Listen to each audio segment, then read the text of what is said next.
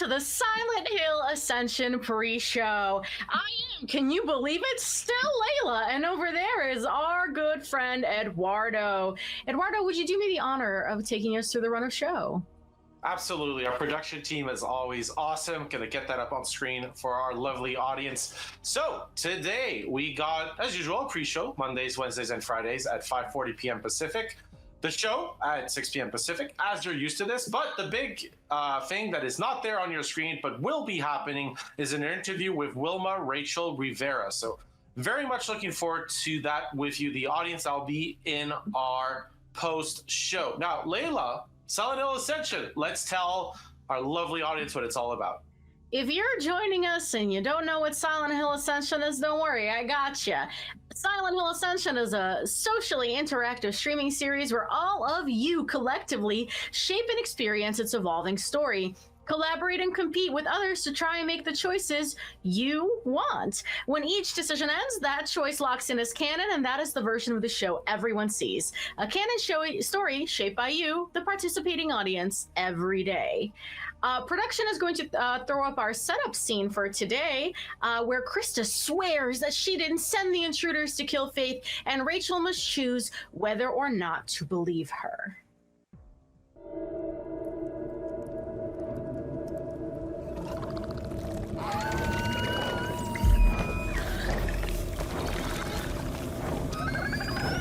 It's okay, sweetheart. Just keep your eyes shut.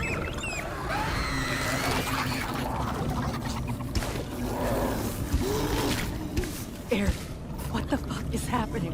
Where are we? Nora, I know I'm the last person you want to trust right now, but if you want to survive this, you're gonna have to.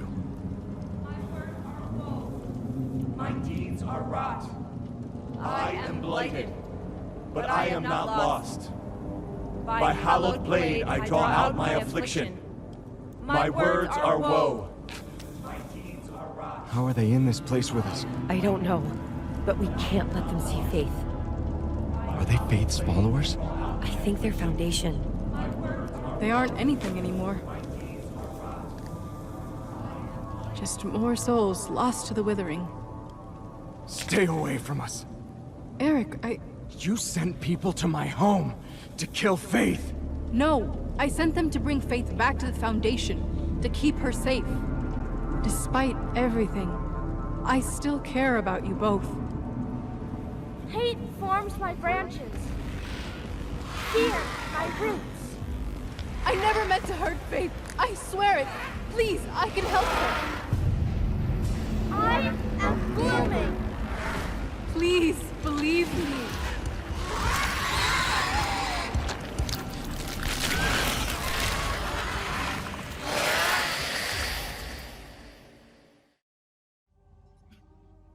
Welcome back. We hope you enjoyed that. And we know you did because y'all have been fired up about what to do with Krista ever since we aired that. Eduardo, I know you weren't on air when we first saw this, but how you feeling? Like, here's the thing, right? I'm very happy. The families are back together very much. I'm a family person. Important to see. Now, normally in most families, it's the parents that, that in vacations, they're the ones that take care of travel. They make sure that the kids come with them. Now, in this family, Faith's the one that provides the vacation services, right? She screams into the void, and out of that comes the other world. Perfect tourism guide. Awesome to see the kids coming up. Clutch here. Seriously.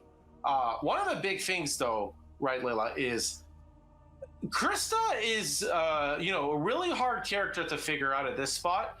And to be true, we could figure it out, but I wonder what the audience is going to see out of it. I know. Do you trust her? Do you not trust her? We haven't checked in with Krista in a hot minute, right? So her machinations are a little bit dark for us. But I guess we're going to find out, and the audience is going to tell us what they decide. But hey, let's take a moment to talk about what's going on in Pennsylvania a little bit more broadly. Production, if you wouldn't mind throwing up that graphic for us. And Eduardo, please take us through. Absolutely. So that's up on your screen, as you can see, of course. So, while Noah is not with us, she's with us in spirit. As that line where Eric protects Faith from the fanatic intruders by busting caps in their asses is definitely her line, and I want to make sure credit is due where it should be. Now, we have Nora accusing Rachel and Eric of being responsible for her brother's death. That was one of the scenes that played out yesterday. There's definitely a mystery there because, again, Eric's memory not so good. Let's see how it gets jogged. And then here's the thing, right? Rachel has to decide whether or not to believe Krista, who swears she didn't send the intruders, doesn't want to hurt Faith. That was the scene that we just saw in this setup scene. Definitely like where we're at in Pennsylvania as that kind of tension between Rachel and Krista is coming to a head.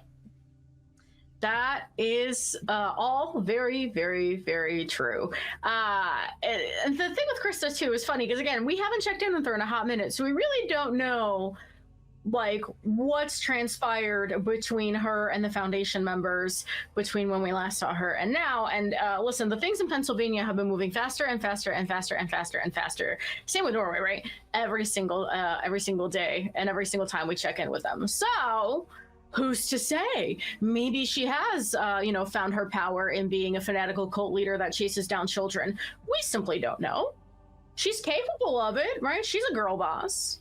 Yeah, but to be fair, the girl boss attitude has started leaking out. She's gone from girl boss into straight up probably just quite worried. There's a point where you gotta be tough, and there's a point where it's like, no, we got real problems here. Yeah. There are real problems that are requiring real solutions, like the aforementioned caps and asses. Everyone is starting to take more decisive action, which is good because it sure feels like I saw Rainamere in chat say that we are still missing the steel mill puzzle piece. And that does seem to be coming up more and more often. So I do wonder how that's going to boil over for everybody. And I'm sure it'll be delicious. Yeah, and for the audience members, if you don't have a detective cap, this is the time. Definitely highly recommended as we try to figure out those last kind of remaining mysteries in Pennsylvania, right? Like, we have known about the steel mill since pretty much the start, right? What happened with Toby was there, a lot of nightmares. Something really messed up happened at the steel mill. And I, for one, want to know. Now, that other mystery, right, with Krista, we're going to talk about the decision that's, closing today. Because that one is, up in the air about not just Krista herself and what you think she is, but also what does Rachel think Krista is, right? Because you're role playing the character, so to speak, in this decision-making process. That's right. But before we get too deep into the weeds on that decision, we do still have to talk about our frosty neighbors over in Norway. Production, if you wouldn't mind, and Eduardo, back to you. Yeah, so that's also there. Again, the first line, a Noah special, but all our heart is there.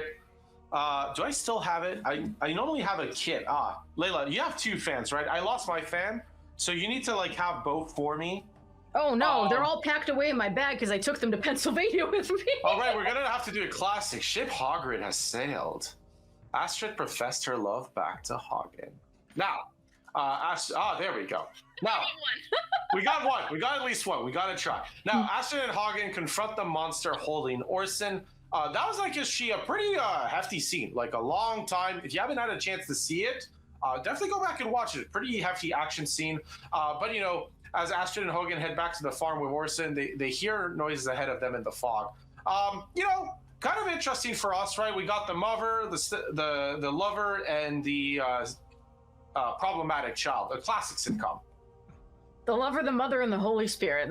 Or the Chomping Spirit. There we go. The Chomping Spirit, that's the one, yeah, yes. Yeah. The mother, the lover, the Chomping Spirit. That's what we're going with for that trifecta. I mean, it's interesting because I feel like the story in Hope's Junction started focusing much more on the intimacy of that family, right? We're starting to see things come to a head with Rachel and I was going to call him Eduardo. His name is Eric. You're Eduardo. And Faith, Krista's back in the mix. And I feel like that has always been the case in Norway, right? Like the rest of the town, we saw the tension with kind of Ava's climax where we found out about the shooting, but now we're back locked in to this new family unit, right? Like before, where we had this kind of heavy thing with Carl and Meta and Ava in the mix and Ingrid's kind of shadow over everything, we're now starting to see the light of love and this new family unit emerge and kind of face adversity together, without the kind of baggage that the Hernandez clan is carrying. No, for sure. You're right. We even got the weird aunt and the weird pseudo uncle, right, in Lejo and Brit. Honestly, it's a lot of a happier family. At the start we had to kind of do some clean. No accusations here. She died of natural causes. Of course. Very important. But we got honestly what looks like as happy a family as can be. As long as the kid kind of goes with it. As somebody put it, the mother, the lover, and the other. Now we got to fix the other, so to speak. That we do. Oh, yeah, the mother, the lover, and the escandalo. Hey, we're never short on the escandalo here on this show. But hey, it is time for us to walk you through our favorite systems, the Fate and the Hope systems. They're the systems that we have and the systems that we love. Eduardo, if you wouldn't mind taking it away.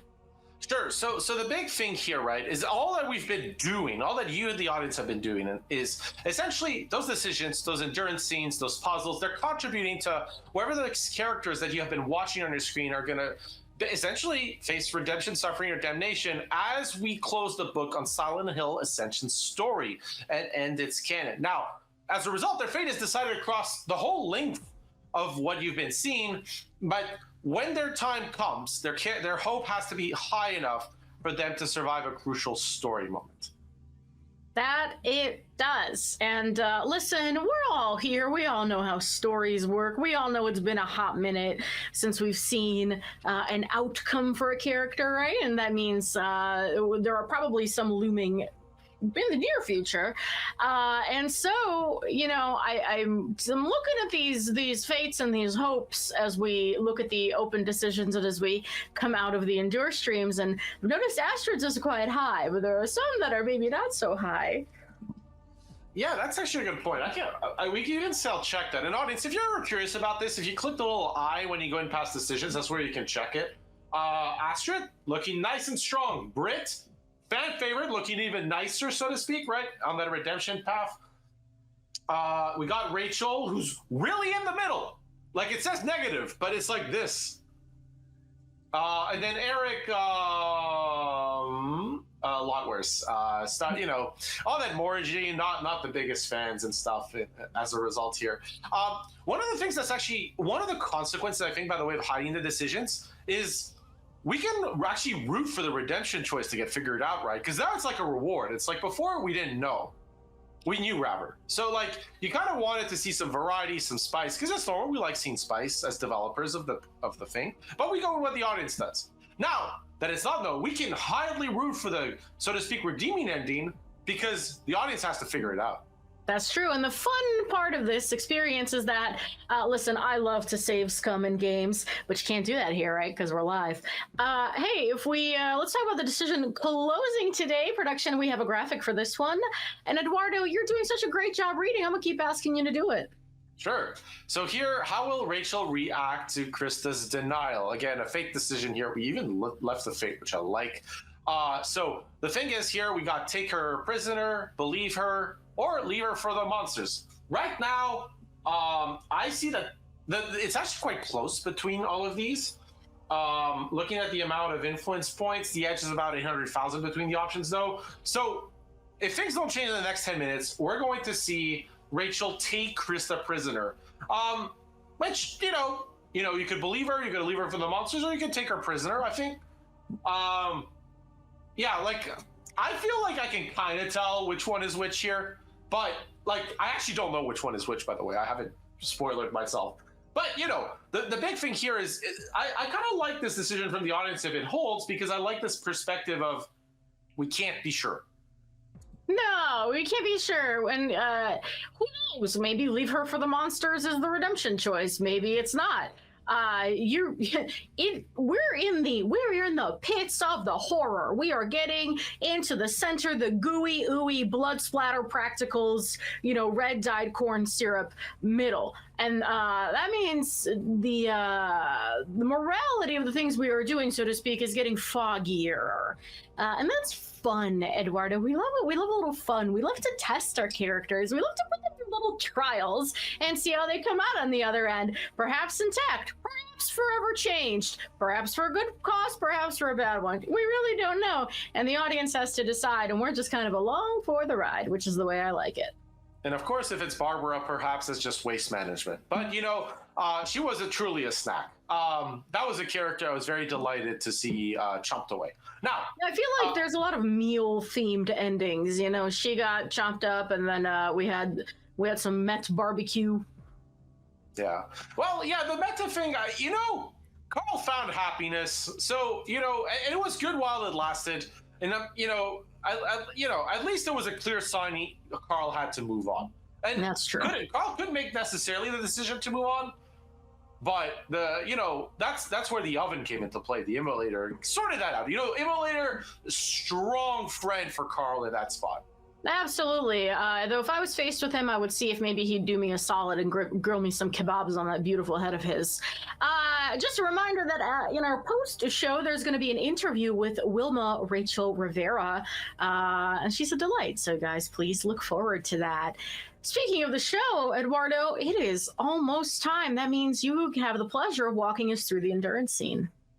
Absolutely. So, again, well, if you're here, you probably know. But if you're new, the endurance scenes, when it starts, you have to time your input to the actions you see on screen to help our character. You do well, hope goes up. You do poorly, hope goes down. Now, if one of those characters fails too much, as we talked about earlier, they won't survive potentially future encounters. They might, permanently die, as we saw with our beloved Toby, who had low hope as even though you were redeeming him in choices. Now, one of the things is these endurance scenes are one of the best places to learn large amounts of influence points. If you ever see a scene, by the way, where you kind of have Fate Endure, which is the free options on screen, and you choose the Fate or kind of the Chase, as long as you participate once, you should get the maximum amount of influence points. So do make sure to at least participate in those, because that's the best. Now, again, whether you succeed or fail is more an idea of, this is what happened to the character. These are the wins of Fate. It's not a judgment on you. But again, unless you subscribe to the Judgment Auntie plan. I feel like I have to keep pitching it.